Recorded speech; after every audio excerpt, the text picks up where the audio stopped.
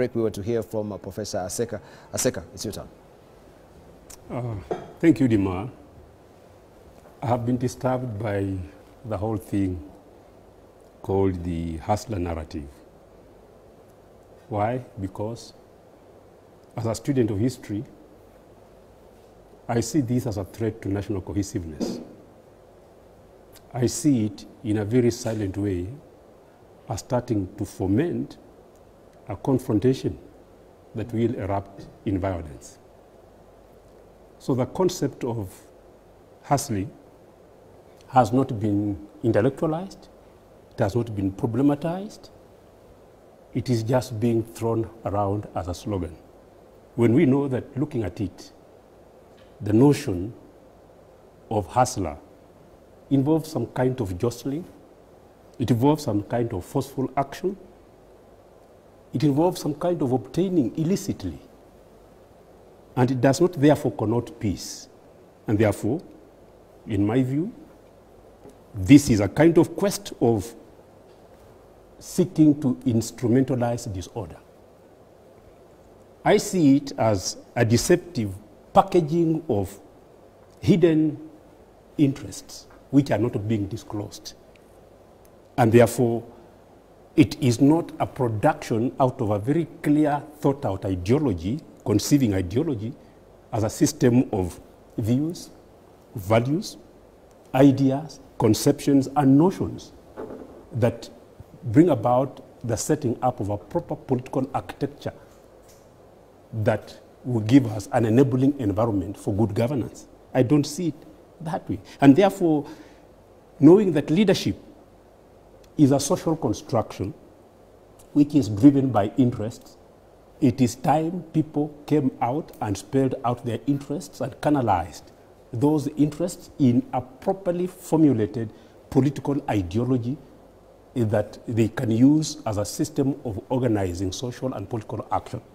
I'm not seeing that as far as I'm concerned. And let us remember a scholar called Spence, in his book called Knocking the Hustle, he criticizes the hustle notion as a means of demobilizing and disempowering communities that need empowerment. And because it's a question of interests, when people have captured power, because the idea here is to capture state power, but when they are there, they'll end up disempowering the same people whom they are hoodwinking to think that they are speaking in their interests. And therefore, given that ideology is really a question of formulating a compelling and comprehensive vision, I'm asking Kenyan politicians to go back to reflectiveness, to come up with ideologies that reflect serious visions that they have for the country so that they can be labeled as visionary leaders. But with this kind of just throwing slogans here and there, they will instrumentalize disorder with a kind of populism that they are throwing forth, which, in my assessment, is a kind of political demagoguery. Yes. So how is this predicated on the, the bigger umbrella and the thought of political industrial complex? Because everyone has interests. Even then, the political, when you're talking about the political ideologies, at the end of the day, is all about interest. And it's not just for the politicians. There's a whole industry behind it. Just uncouple that for us briefly. Yes, I think what this country needs is not political demagoguery. What this country needs is not populism. What this country needs is patriotic leadership and statesmanship. And this is what we are not seeing. We are not seeing an emergence of statecraft that is giving us a better order of things, a better organization of public affairs. Rather, we are seeing people jostling for power without reflecting on what statesmanship their leadership is going to reflect. And a kind of mobilization based on political ends for the social and political transformation of the country. There cannot be social and political transformation of the country in a place that is bereft of serious political thought and ideological production. And so there is a vacuum. And therefore, out of this vacuity, that is why we are seeing people coming in and clashing without a professionalization of their politics. Now, the word is politics requires to be professionalized so that it can be a problem-solving mechanism rather than politics being gone about in a Machiavellian way of the end justifies the means. So we have to move out of the Machiavellian heritage and come out as political leaders astute in understanding national questions and prioritizing national issues rather than serving self-interest. Because this will generate what we can call, number one, kleptocracy, enhancing a cadre of leaders who steal using their positions. That is kleptocracy. A governance that is characterized by leaders being thieves. That is kleptocracy. It will characterize, number two, prebendalism. Prebendalism coming from the word prebend, which is a word for... That's a big word, Professor. It is office. It's simply office. All right? So abuse of office for self-aggrandizement and creating networks which enhance one's illicit political power. Thank you. That is prebendalism. And therefore, we have to recognize studies have been done on this. Johnson did a study on Nigeria, on the depth of prebendalism in Nigeria. And you know, these two, kleptocracy and prebendalism, entrench practices of ethnicity. And in Kenya, we can see very two clear processes. Number one, politicization of ethnicity, and number two, ethnicization of politics. How shall we get out of this unless we get statesmen that can think through and engage people in a kind of discourse that produces better ideas and systems? All right. Yeah. Okay, Jacob Midio, you can actually relate to what Professor has said, 40 marks. But yes, given the scenario that actually Professor is giving us, what will be your input? Well, what he's saying is that we left track long time ago. You know, our first president in Mzee Kenyatta could never have an illiterate person as a member of his cabinet. He never looked at politics, he looked at intellect. He hated illiterate people in his civil service. And you know, there's nothing even wrong with tribalism if we took the positive aspects from it. You see, in the US, like what Trump did in the last 4 years. He came in and appointed his children, everything, and everybody around him from New York. Nobody said he was discriminating, but they expected service delivery. He did not match up.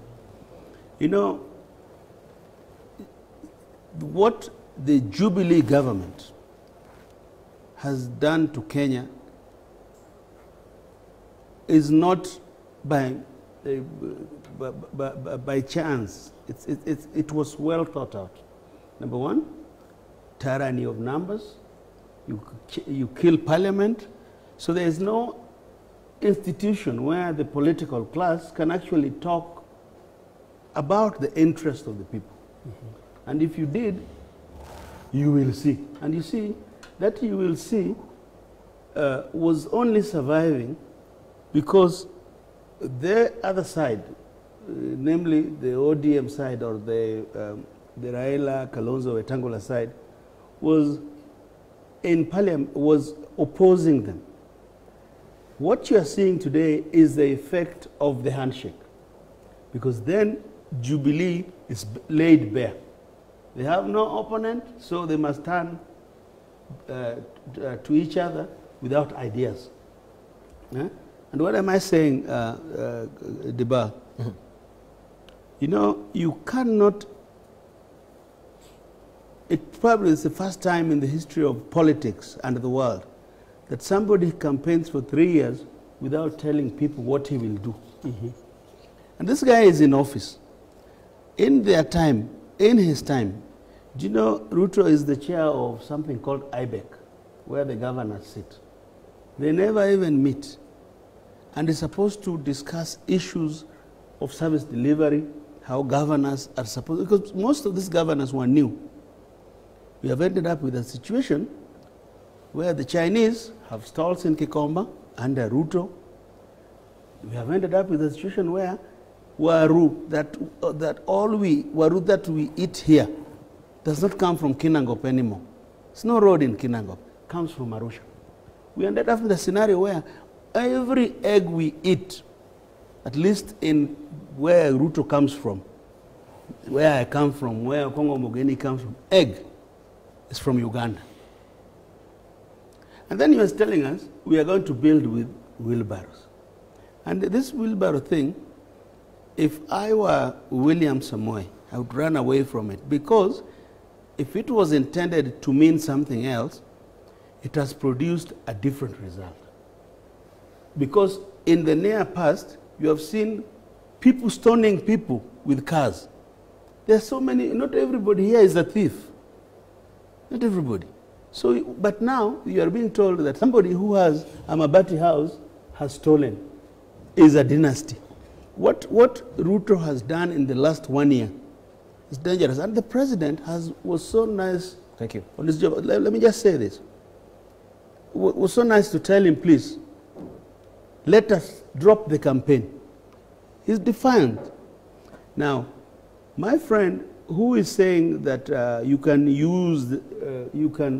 take us from poverty without investing in agriculture, like was done in Thailand, like Rwanda is doing, like was done in Taiwan, like was done in Malaysia. We cannot pride ourselves to be an agricultural country where the deputy president, his own village, there is nowhere to sell maize. Why? I mean, at what point, if you are the vice president, in total control, deputy president, why have even you created a market for local produce? You know, and everybody around him wants to import maize, wants to import fertilizer, wants to, you know. Thank you. Because of interest of time as well, I need to come to you, Senator Cheruiyot, because you had a PG yesterday, right? And there was a meeting in Karen. Just tell us more broadly what was the agenda yesterday, because this comes closely after the president held, another PG in Sagana. Were you invited? The president in Sagana was not a PG Dibal, unless... No. For the PG yesterday. Yeah. I know that one for Sagana. No, you're trying to draw a contrast between what you are doing. Yes. No, that's totally different. I think he had a meeting with leaders from his region. The pros and cons of that we can all discuss here if we were not as hypocritical as we are being. Because I find anybody that finds fault with the hustler narrative but doesn't spare a minute to talk about the tribal balkanization of our politics is simply being hypocritical about the challenges that this issue is facing and should not be taken seriously. And that's why we're having a honest conversation. Number two, you need to draw a contrast. The meeting yesterday was basically a meeting of like-minded members of parliament who were meeting at the beginning of a session of parliament to put their heads together. These are leaders. They represent various sections of and regions of this country. So we took time to listen to each other about the challenges that the country is facing, from insecurity up in the north, down to the Rift Valley, the challenges of unemployment that we continue to face, agriculture, because if you listen to our statement, and the breakdown of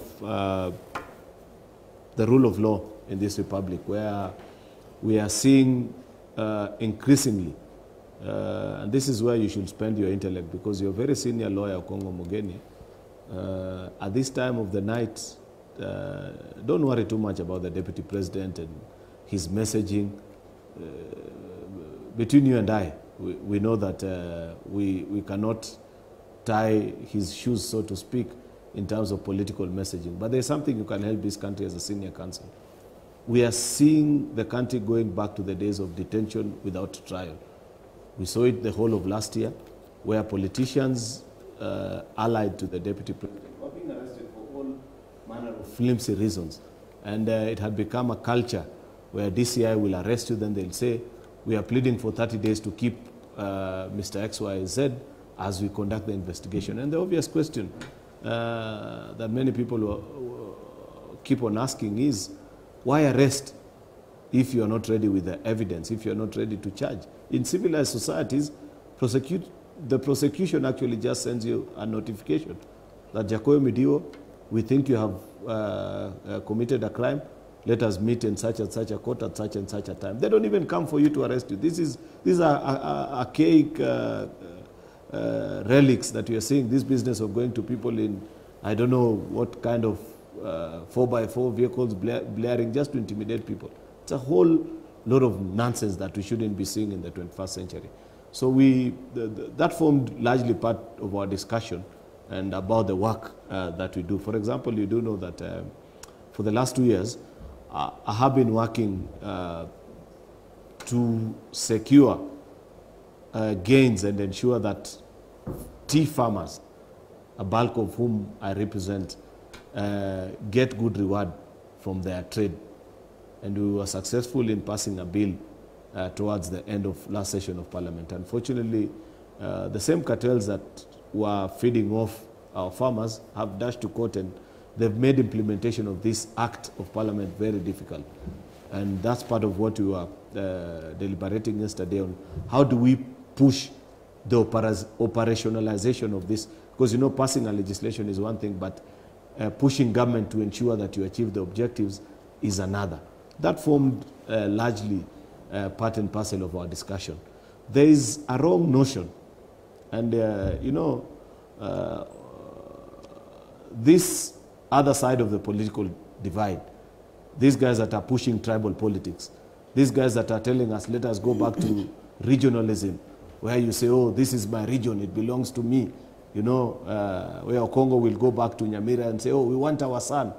How can you, as senior counsel, Okongo Mogeni, accept to go back to that kind of politics in this day and age, while we are trying to push and say, present whatever candidate that you want to present, but let it not be mobilized only purely on the basis that you share a particular language. No, allow me to tie up my thoughts. You know, you must give me sufficient time, because I'm facing 3 panelists all at a go. So I agree. So for my presentation, one of you also bailed out. Yeah. So my presentation should be 15 minutes. Then you give them 5. Because, you know, I'm facing 3 people at a go. But the thing is, as a people, we ought to be concerned. I agree to the challenge of Prof. that in this conversation that we have begun, over time, you will get answers to those questions that you're raising. But it is not fair criticism that is expected of an intellectual of your standing to simply rubbish our conversation and say, oh, it's about cheap populism. It's not, Prof. Take a time and listen. Remove the shades of seeing us just as politicians allied to a political grouping that you do not agree with. Right. And you'll realize that the things we are saying make a lot of sense, and that's why ordinary people identify with us. Just one final bit, because there's something that Jacoyo has said that keeps on bothering me, and it's a recurring theme. This issue where people feel that when the deputy president moves around the country, meeting citizens who elected him into office, it is tantamount to a campaign exercise. I hold a different view. Just the same way, Jacoyo Midio here was MP for Game for 15 years. I can assure you, every weekend, he used to be in Game, meeting his constituents, listening to their needs, and trying to solve their problems. I have information for you, Jacoyo. William Ruto's Game is Kenya. He has to go around the entire country. He has to meet people. He has to listen to their needs. That is not campaign. When the campaign time comes, you will know now that he is campaigning. And that is the time he'll answer all those things you're talking about. Thank you.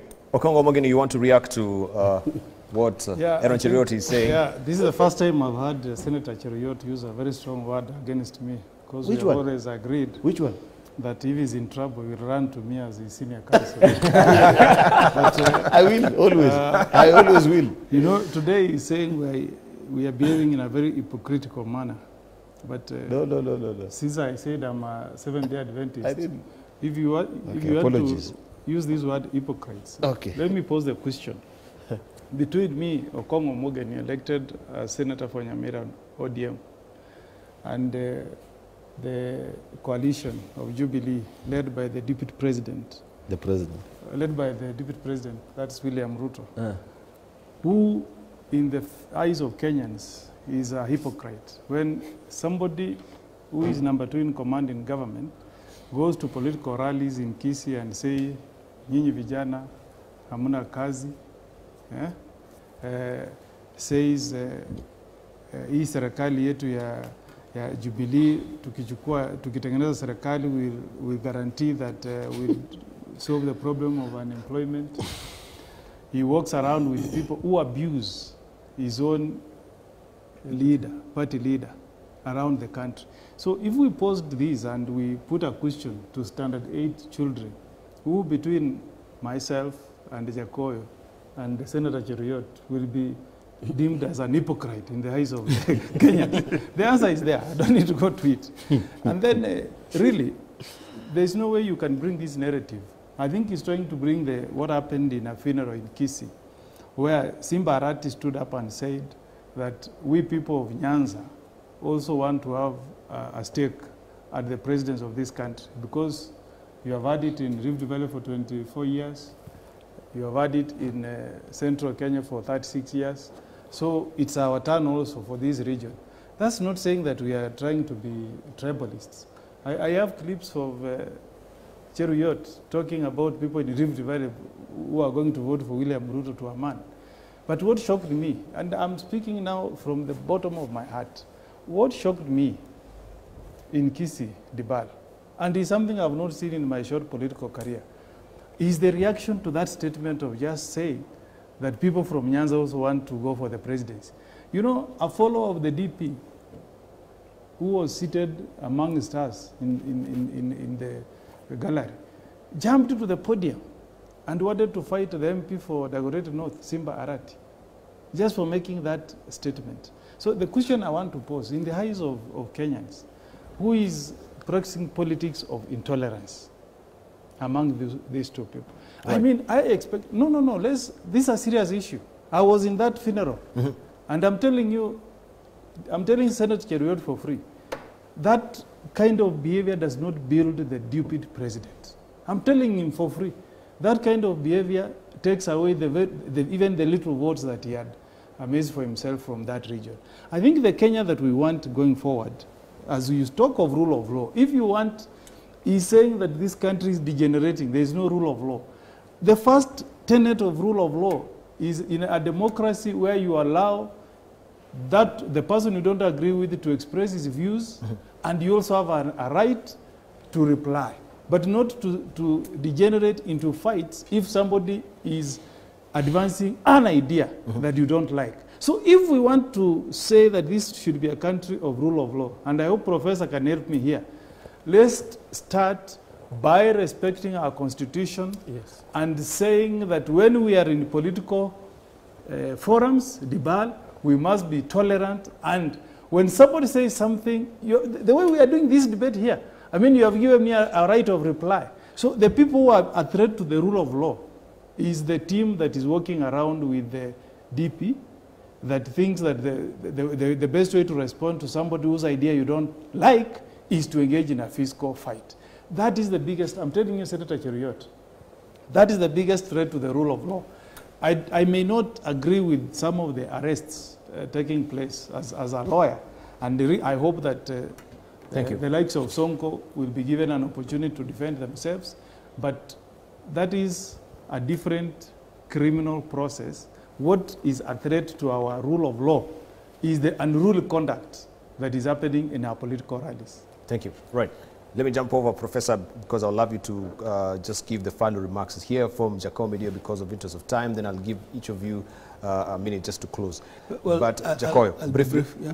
I'll be very brief. Please, because we are stuck for time. I agree with Cheruiyot that we have degenerated into a scenario of detention without trial, and how unfortunate.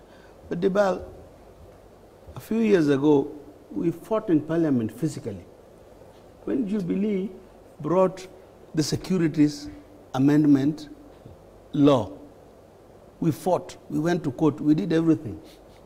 They said police needed to be strong, stronger than politicians, which the law itself as it stands today is unconstitutional, courtesy of Jubilee.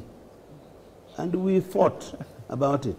So the shoe is on the other leg. The chicken is just coming home to roost, my brother. You know, don't start a fight with a giant. You will lose that war. People still have the tyranny of numbers. Go and change the law to conform with our constitutional requirements. And when he moves around meeting his people, in which part of our constitutional law is an elected person to work required to move around? The guy is not working. The prices of everything is up. There is no road in most parts of the country. You know, we are eating maize from Malawi. Whose job is this if it is not Ruto's? He comes from the most productive agricultural part of the country. So when he's moving around, to do what? Right. And he says nothing. He's not telling us what he wants to do for us. And already false, because you are saying a better way of doing things. Where are our laptops? Okay, I would just want us also to just give our closing remarks briefly. Then, Prof, you will wind up. Now I've given everyone a chance. Then we'll give you a chance, Prof. Let's hear from Senator Cheruiyot very briefly. There is no law that allows police to do what they are doing, which is detaining people and requesting for additional days.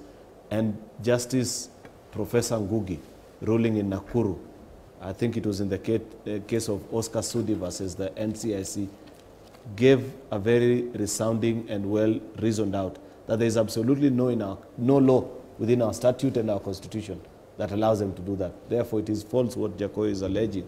It's an old traditional escapism route that ODM loves every time they are cornered. Oh, it's a law that you guys passed. There's no law that allows them to do that, Jacob. So let us also begin. If you want us to be, you know, we've said today that we want to be neat people. Let us condemn what is wrong unequivocally. Let it not be that because today you appear to be in government or you are under the protection of the handshake, you want to celebrate what is happening to people like Akina Mike Sonko. Condemn it. So that tomorrow, otherwise, so what is the difference between you, Jacob, today and those Jubilee fellows who passed that law? Thank you. They were all just under thank you very much, Senator Cheruiyot. So let us rise up and be better than them. Right. Good. Let's hear from Okongo Mogeni, your closing remarks. I think on this issue of Sonko, you know, I just appeal to the judiciary to apply Article 49H, because that's the article that allows the police, through a court ruling, to hold a suspect pending a charge if there are compelling reasons. So the only appeal we want to make to the judiciary is that they should apply it in such a manner that they don't allow the police to abuse it, because that power is in the Constitution. The only appeal we can make to the judiciary is that in applying that Article 49H, they should not allow the police to abuse their powers. Otherwise, there are instances, you know, like in cases of, you know, that section was put there because I was part of the people who are discussing this constitution. That section was put there to take care of some serious offenses. Like, you know, if you have a terrorist who has come to the country and you arrest him and you take him to court and you have not finalized investigations, there should be a window for you to detain that person pending completion of investigation. But it should be used very sparingly in only instances where there is compelling reasons to detain a suspect. Right. Okay, finally, Jacome Gideon, then we have Professor. Parliament, You very briefly. it is actually the responsibility of Parliament, where Jubilee are majority, to make laws that prevent the police to do that. Deval, we are in a very unfortunate scenario where the people who were to implement the Constitution opposed it during during the campaigns to make it a Constitution. So you cannot tell me that anybody can cry foul. I personally love the rule of law. I agree with Aaron. I even tried to convince Gidu at one point that let us prevent police in law from coming to arrest people out of petty offenses. You can be given a summon. You appear in court. Kenyans are decent people. The police are dehumanizing our people. They really need to be coached in law. And I think, Wakili, I think it is a good time that a law originated in Parliament to regulate our relationship with the police. Because we had promised Kenyans in the Constitution, under the other referendum, that we will reform the police. They refused. Instead, they formed a panel asking police, how much do you have in your bank account? As if police are not Kenyan. Thank you. Right, finally, Professor. Thank you. The views that are being expressed are views that you sent people thinking again and putting their acts together. I'm a political analyst, and I've done it since the early 90s. And therefore, what does not make sense to me, I provide a basis as to why it doesn't make sense to me. And therefore, asking people to go back and give us a serious, thought-out, ideological line of presenting their case for the leadership of this country is something that makes sense to every Kenyan. Because they can see the chaos that we have and the confusion that people are immersed in. Remember, Otto von Bismarck said this: politics is the art of the possible, the attainable. And looking at, therefore, politics as pursuing the attainment of certain ends and interests, politics, therefore, is the art of many things. Number one, it becomes an art of political deception. And Kenyans are likely to be deceived. And they have been deceived before. This is not the first time they will be deceived. Number two, politics is an act of political manipulation. So who is being manipulated? And of course, riding on their ignorance. Number three, politics can be the art of unethical compromise. So we need to think about this, and therefore practice good politics, which, in my view, is about political statesmanship and national transformation. In America, a French scholar by the name of Alexis Tocqueville, he specified what the democratic world needs. The democratic world needs new statesmanship and leadership that is informed and driven by transformational ideology. Thank you. I don't see it in our country. And perhaps listening to politicians can begin to respond to this and give us a menu and blueprints that people will look at and it makes sense. When the Ford Party in 1991 came up with something called Post-Election Action Program, PEAP, I analyzed it and shot it down, and it died because it didn't make sense to me. And so similarly, with a similar acumen, I'm simply looking at political practice today and dismissing it as shambolic. Thank you. Thank you very much. I think that's a good point to end. Gentlemen, I want to thank you so much. This is just a lay of the land. We're getting to feel how the political tone and tenor in the country is right now. And you know, our professors quite rightly put it, we need to be very careful as far as the narratives are concerned. So we'll drill deeper in the show, get nuances, and we get to see also what these different parties are bringing to bear as well, as far as political parties are concerned as well, and continue trying to debunk what the political systems in the country are. Thank you very much for your valued company, your reactions on Twitter.